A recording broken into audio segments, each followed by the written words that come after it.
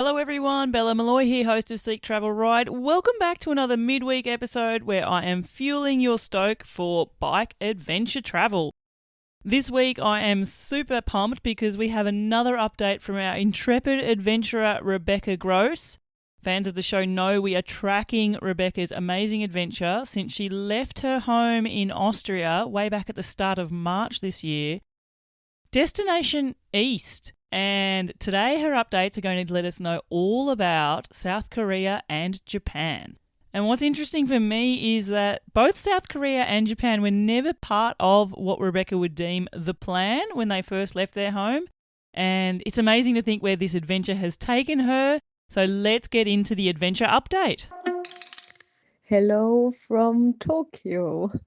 We arrived in the biggest city in the world, here in Japan, and we never expected to come here. Like, we never expected to come to Mongolia or Tibet either.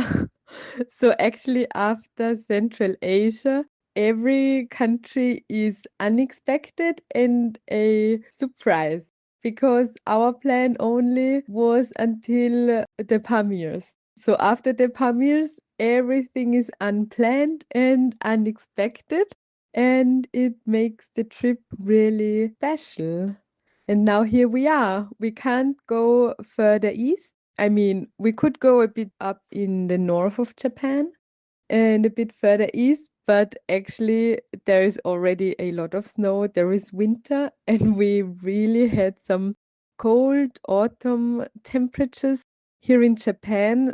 So we are at this point where we can't go further, which is really cool. I have never been in a place where I can say I can't go further by bike.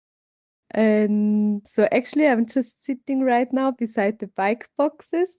I'm right now boxing the bikes, trying to manage all the luggage, and I'm trying to solve this problem where to put all the heavy things, where to put the tent. And boxing a bike for a flight is always so stressful.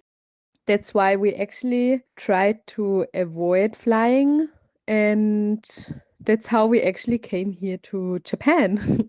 Because after Tibet, we took a train to the east of China to take a ferry to South Korea, which was just the most logical step for us to go further east to visit another country.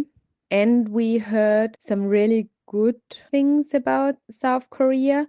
So there is this famous bike track. It's the Four Rivers Trail, and everyone keeps talking about it. It's a perfectly established bike route, actually almost never on a street, so there's always a bike path. I mean, it's zero adventure. And I always knew that South Korea and also Japan will be very low in adventure, but somehow I thought this might be relaxing and I might enjoy it because I don't always have to live on the edge of life.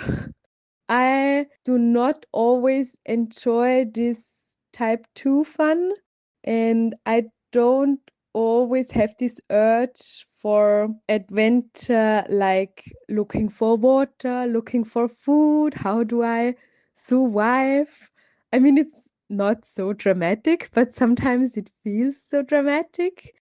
And so I thought South Korea might be a cool change. We don't have to organize everything. We know there is a cycling path. We know that every few kilometers there is a convenience store. So we do not have to plan days ahead and think about what we are cooking. We did not have to look up where we find water. And water is drinkable everywhere in South Korea. So we aren't using our water filter for months now. I think it's already a bit dusty. I thought this is really enjoyable, but then in the end, it was a bit boring. And also because with all these convenient things, with having food and water everywhere and toilets, there were toilets everywhere. This also comes with the thing of a lack of nature. If there is civilization everywhere, there can't be nature. And so it happens in South Korea that there are either houses or farms or buildings or bridges everywhere. There is no landscape which is untouched. And this is true for the Four Rivers Trail, but I do think there are other parts of South Korea which are different, but I haven't been there. And yeah, so the Four Rivers Trail was a bit boring for us. But it was just 4 or 5 days, so it's not that we have spent weeks there and didn't enjoy it. It was nice to have a coffee every day, and it was nice to not think about all the things we normally think about it. It was also easy to find camping spots. There are these wooden things everywhere where you can put your tent, and that was easy and it's nice. But since it was already autumn, it also got a bit cold, especially in the mornings, because we were always cycling beside rivers. And so in the morning it was foggy, and then it was this humid cold, which is worse than dry winter cold. So that was not so nice, but we had some really sunny and beautiful autumn days. Anyway, we somehow were looking forward to leave South Korea and explore Japan.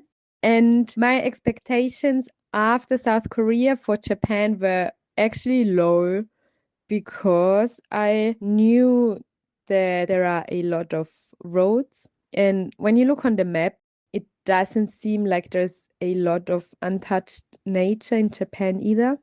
So we thought it might be a bit like South Korea. And adventure wise, it was like we forced ourselves to cook, which you do not have to do in Japan actually, because there are Lawson's and Family Marts and 7-Eleven everywhere. So we did plan our route or our day a bit like, where is the next Lawson to have breakfast? Where can we have lunch? And then we bought some things to cook on our own to get a bit of this bikepacking feeling back. And then the most important thing for me was where to end the day. And we always tried to end the day at an onsen, which was the coolest thing ever. It's a thermal bath. There's hot water. It's like a spa. It's very, very cheap. Locals go there to have a shower, to be in the hot water. And after a grim and cold autumn day, coming to an onsen, getting a shower, and warm yourself up was just the best thing ever. Priorities in Japan changed a lot. So we were going from coffee to onsen. It was really cool. It was not an adventure. It was not a typical bikepacking route or like we would have done the last months. It was very, very different, but it was really enjoyable. And what was also really cool was the nature. I mean, the first days we were a bit sad and not super happy because the route was along some busy roads. There are no shoulders here in Japan, and people are not really used to cyclists. We did have a bit of a hard time the first days. So we thought, okay, we should check out areas where there might be less traffic, more nature. That's how we made all of our route very, not very direct. We cycled a lot of extra kilometers. We had a lot of detours, although we didn't have a lot of time. So we cycled up some volcanoes, which was really, really cool. But also being high up in the mountains meant that the temperatures were already really low. We are a bit late in season here. So, I mean, autumn is a really beautiful season in Japan because the trees are turning into all possible colors, like really rich red and orange and yellow, and it's so, so beautiful.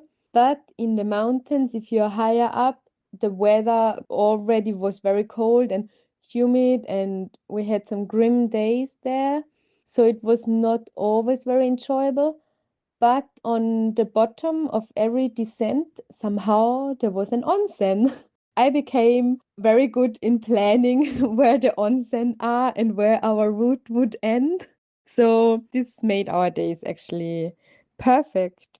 We cycled up the two volcanoes. We made a detour on another island on the coast. We actually went south instead of east. And it was really cool because when we have been on the coast, the temperatures were actually high. We could cycle in t-shirts and sandals just before we went up in the mountains again and we had to wear our winter clothes. But it was very beautiful and enjoyable.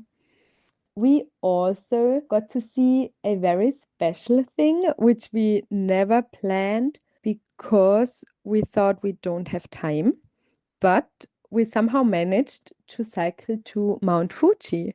And we did not expect it to be so big. I mean, you see photos, and then I always thought, ah, yeah, it's Photoshop. But no, Mount Fuji is massive. It's beautiful. We were cycling all around Mount Fuji. We saw it 3 days, and it was just so amazing to see such a big volcano. It would have been the coolest thing ever to climb it. And we could see the route going up the mountain. But actually, I think it's just open until September. So we missed it by far. But it was a really, really cool experience. Or although we had to sleep in a hotel because temperatures were below zero, like I think it was -5 or even lower. And I remember Tibet when we had -5 degrees in the night, and there I really wished for a hotel. So here I didn't hesitate and just booked a hotel because I thought in Tibet this would have been the moment where I needed a hotel. Here in Japan we had the opportunity to not suffer, and that's actually what we did. And so it was even better. But what story I would like to tell you now is how my little solo adventure went. And this was actually back in South Korea. Harvey went to an event for some days in Seoul. This meant that I have some days alone.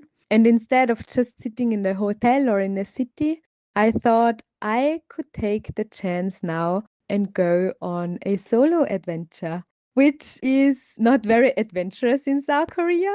But I thought this is the perfect country to try solo camping, to try planning everything on my own because it's very safe. It's super easy to plan. It was just a perfect start to do something alone. And I always wanted to know if even though it was my idea, this whole bikepacking thing, I never actually know if it would be something I would really do or I would really do alone. Because sometimes I get the feeling I do things because there is Javi, because he's pushing and I'm following. But I wanted to know that I can do it alone. And so I planned a route on an island. Actually, there's one bigger island, it's Jeju Island. And I thought it sounds perfect because people said there are a lot of cafes, it's beautiful. And I was like, ooh, a lot of cafes? This sounds like me. And I went for it. I had to take a bus to the ferry port, and the ferry was actually going at 2 a.m. And that's where I thought, okay, with Javi, I would camp now in front of the ferry port or sit in front of the closed doors and wait. But since I was alone, I did not feel like waiting in a random city alone in the dark in front of closed doors. So I booked myself a hotel room And I thought, okay, this is only something I would do alone, but I'll do it. And in the end, it was the right decision because when I went there at 2 a.m., I realized that the ferry was cancelled. I was waiting there alone. Nobody came. It was dark. And at some point, I thought it might be cancelled. There is never a lot of information. Listeners, something that is part and parcel of bike adventures is unfortunately flat tyres. This year I've actually been using a tiny e-pump made by Cyclus, and it is fantastic. It's super tiny, like literally fits in the palm of my hand. The device takes 30 minutes to charge up, and it will inflate your tyres between 3 and 5 times depending how much PSI you need to put in them. It's super easy to use, really quick and simple, and has a digital pressure gauge on it as well, so you know exactly how much you've inflated your tyres to. Check them out at Cyclus and use the code STR for a sneaky 5% discount. Support the brands that support the podcast. Now back to the episode. About ferries. So I just went back to the hotel room and I could sleep a bit more. But in the morning, I took the ferry finally and went to the island. The weather was perfect, the sun was shining, there were almost no clouds. And when I got off the ferry, I was almost blown over by the wind. But I was so enthusiastic and motivated and positive that I thought, it's an island, wind is normal, it will be fine, it's okay. And I started cycling, and immediately I knew it's not okay because it was such a strong headwind, side wind, wind from everywhere. And after, I think, 5 kilometers, I had to take my first break. But still, I was motivated. I didn't want to realize that it might not be the perfect weather to cycle in. So I had a coffee, I ate something, and told myself, okay, maybe the 60 kilometers I planned, it's not possible, but maybe 30 or 40.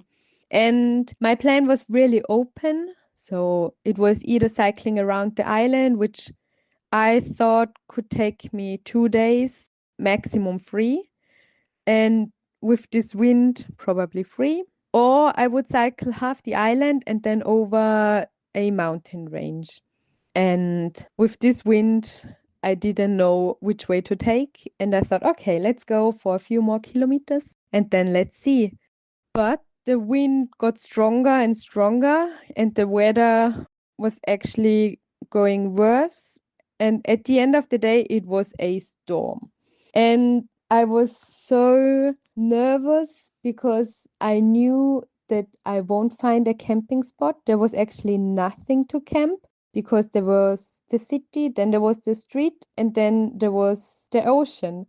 So in between, there were no camping spots. And I also knew with this storm, I would never be able to put up my tent and I would not be comfortable. But my expectations for this solo adventure were so, so high. I really wanted to camp alone and I really wanted to prove myself that I'm able to do everything alone. And then I found myself in this storm, unable to find any camping spot, unable to camp in this storm, and even unable to carry on cycling. So I found a cafe, I sat down, I ordered a hot chocolate, and started crying because I just failed. I felt like an absolute loser. I wasn't able to do anything on my own, and I had to carry on. I wanted to find a camping spot. And there I realized that normally when someone else tells me I'm cycling in the rain, I'm cycling in the wind, I'm camping in uncomfortable camping spots, I force myself to do really bad things in bad weather, I'm always the first one who says, why would you do this? Why don't you take a hotel? Why don't you wait for better weather? Why don't you relax and just take the situation as it is and check on the weather tomorrow? Like, why just can't you enjoy your situation as it is? And there I found myself not being able to realize that reality is something different than my expectation. And I just couldn't put reality over expectation. I was unable to accept my situation and make the most out of it. And this was also something I was really mad about afterwards, because it could have been so easy, because it was my decision. Nobody forced me to cycle in the wind. Nobody told me you have to do wild camping on your own, otherwise you are not brave. No, everyone said, wow, you're doing this alone, you're so brave. But I couldn't see this. I only saw failure. Luckily, there was a guest house right above the cafe where I was sitting in. And I thought, okay, I'll check out the room. If it's good, I'll stay. If not, I have to cycle further to look for another hotel.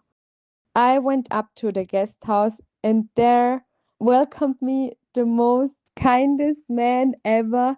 He offered me the room. He immediately turned the heat blanket on. He gave me the bigger bed. I had to pay less. And he immediately asked if I have some laundry to do. He showed me everything. He was really nice. And that's what I needed. Someone who took care of me and where I felt comfortable. And later on, there were some more people in the guest house, and they translated what the man told the other people about me, because he told everyone that I must be Superwoman because I cycled from Austria to South Korea. And this really made me smile, because in this moment I did not feel like Superwoman, but for other people I was. And it actually made my day. I could accept my situation and also accept that if the weather doesn't get better, I just have to turn around, cycle back these 30 kilometers I cycled, and accept that it's not possible. I can't change the weather. So I went to bed, had a really good sleep, and the next day in the morning I set off, and I thought, okay, I'll see for 5 kilometers now how the weather is, how the situation is, and then I'll decide what I will do. And I think at 10 a.m. or 11 a.m., I already cycled for almost 50 kilometers because I had the strongest tailwind ever. With this tailwind, I sat down in a cafe. I had a really delicious coffee, cake, everything. The sun was shining, it was warm, it was just perfect. And that's how I imagined my solo trip to be. And actually, I reached a village earlier than expected, a village where I wanted to sleep, where I wanted to look for a hotel because I already gave up on wild camping. And I was there already, I think it was 2 p.m. And my decision was to cycle over the mountain range. I do not really like coastal roads, also not with the wind forecast. And so I thought cycling over a mountain, I would be safe. And I knew it's a long climb and a very steep climb. And I was looking for some camping spots on the map. I tried to look for parking lots or parks. And I thought, okay, I'll start cycling, I'll take enough food, and then the next day I will carry on. But then in the end, I was so fast cycling up, and it was so cool because it was proof to me that I can do hard things on my own. It's not Javi who is pushing me up the mountain. I cycled up the whole mountain. It was, I think, 1,000 meters of elevation gain. And I did it in only a few hours before the sunset. And I was really proud of myself. But I had to do it because all the camping spots I looked up weren't as I imagined. I didn't feel good when I looked at them. It was a bit dark, the forest was very dense. Looking at these camping spots or passing by, I didn't feel safe. And it's everywhere safe in South Korea, but it was just not right. So on top of the mountain, I actually had to descend really, really fast because the sun was going down. It was going dark. And on some point, I missed the right way. I think I did a wrong turn and I ended up in a huge parking lot with an abandoned restaurant and it already was dark. So this was the point where I knew I have to camp actually where I was. And since it was a big parking lot and also with the house, it was perfect because I could hide. So no car would see me. And this was really important to me because there weren't a lot of cars and I just did not want it to be seen. So I put up the tent. It was already a bit cold, which was also, I wasn't sure if I could sleep in this cold. And actually, I was prepared to not sleep at all because I'm pretty scared of wild camping alone. And I always knew if there is something going wrong or I do not feel safe, I will cycle in the dark because the city is just 15 kilometers away and I would be fine. So this helped a lot. Then there were some cars coming to the parking lot. They were far away. They weren't actually close to my tent, but still I didn't want it to be seen. But I knew if they won't come close, they won't see me. Also because they do not expect a tent here. And if you do not expect to see a tent, you do not see it. That's what I always told myself. And if they would see the tent and the bike, they would never ever expect a woman to be in there. And that's what I kept telling myself the whole time. And then I heard the people from the parking lot and I heard a family with small kids. And it was such a relief because I thought, okay, people come up here to see the stars for stargazing. And with every car I heard, I thought, okay, another one wanting to see the stars. And then I felt really comfortable and really safe. And I actually was able to sleep. I didn't expect to sleep. It was very comfortable. So the next morning I woke up. It was really rainy and gray. And I was really happy that I took the decision to go over the mountain range. So I had perfect weather for cycling, and I just had to go down to the ferry port in this gray weather. And that's how my trip ended. I was able to do wild camping on my own. I pushed up a mountain range. I cycled a lot in one day. I organized everything I had to organize on my own. And at the end of the day, I was really proud of myself. And I proved to myself that I am able to do a bikepacking adventure on my own. Although it was very little, it was safe, it was not a huge adventure. And there are solo female bikepackers out there who do way more than me. But it was a good start and a good feeling to know I can do things on my own and I do not rely on other people. But I also learned that I enjoy cycling together, to share moments together, to share hard moments together, to make decisions not on my own, to have someone to talk to. But I also did enjoy it on my own and being able to have a coffee whenever I want, to have a break whenever I want. It was a really, really good experience. Thank you so much, Rebecca. Oh my gosh, I absolutely love, love, love this update. The first thing I need to get out there is just how much this journey has changed you since leaving at the start of this year in March. I remember when we first connected, one of the things you told me was that you were such a planner, that planning was your thing, that you needed to know and have that routine sort of set there. And it's just amazing for me to reflect, and I'm sure you're the same, on just how much you have been comfortable with being much more flexible and taking every day as it comes, deciding different routes and everything like that as well. You mentioned there how, Mongolia was never part of the plan. China was never the part of the plan, neither was Tibet, and South Korea and Japan are very much the same there. Just leaving the rigid structure of having a defined start and finish point behind has led to having so many adventures. The next thing I will say is Yeah, I'm with you. I think the Four Rivers route in South Korea, from what I've heard, I imagine it is the most amazing cycling infrastructure possible. And if you want a route that requires no thinking and it's purely safe and fantastically set up for bikes, that's awesome. But yeah, I don't know that it's my deal either. I feel like I need something that's, yeah, I don't know, a bit more adventurous. And something that else that you sort of pointed out there was it was a bit more detached from nature. Now, I know personally I need to see nature to feel energized on my bike trips. In fact, quite often that's why I take my own adventures, is to get out there in nature. So you are very, very much the same. I know that mountains give you energy. So I imagine there was also this unbalance there of being on such a structured bike path without thinking, which was maybe not a bad thing. Sometimes not having to think is great. But then on the other side, just feeling detached from the things that give you energy on your bike travels. So I imagine that took a lot of adjusting.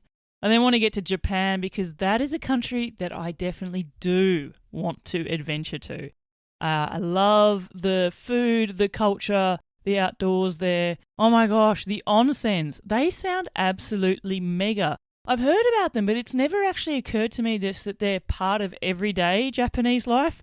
Listeners, I know saying that out loud might sound silly, but yeah, I don't know. For some reason, my Australian head always just viewed them as like a type of day spa, but it sounds like it's not like that at all. And I love that you started planning your routes based on where the onsens would be. And knowing what I know about Japan and how cool it would have been there in late autumn, I'm sure that it was really amazing to finish a ride and then get into a nice hot onsen as well. The coffee in Japan is meant to be really good, as is the food. And wow, Mount Fuji, I have actually seen it from the air. Flying from Australia over to Europe, we flew via Japan once, and I looked out the window and actually could see that quintessential Mount Fuji mountain in the landscape, and it's quite something. So I cannot wait to see it for myself. The way you describe it, it just sounds like it would be one of those moments of awe, just stood in front of it with nature, making you feel the size of a tiny, tiny ant. And it sounds like Japan was a really, really good place for you to sort of just enjoy getting back to nature there as well. But now we really need to get into the crux of the episode, and that is all about your own little bit of adventure travel. And there were two things that I loved about this. The first one was that you decided to take the opportunity to do a solo adventure in the first place. And then how in the midst of it, when you felt like maybe you'd failed, hearing someone else actually describe what you were doing in their perspective gave you that kickstart and boost of confidence to reframe your own perspective in your mind. It reframed you to go, wow, I have actually done all this and I do have the capability. And then when you went on and you successfully wild camped and you were able to tell yourself, oh my gosh, I'm doing the thing. I'm the reason that I can ride through the miserable weather, through all the terrain, uphill, downhill, through all of this. You found yourself a wild camp spot, and the best thing was that you even had a great night's sleep.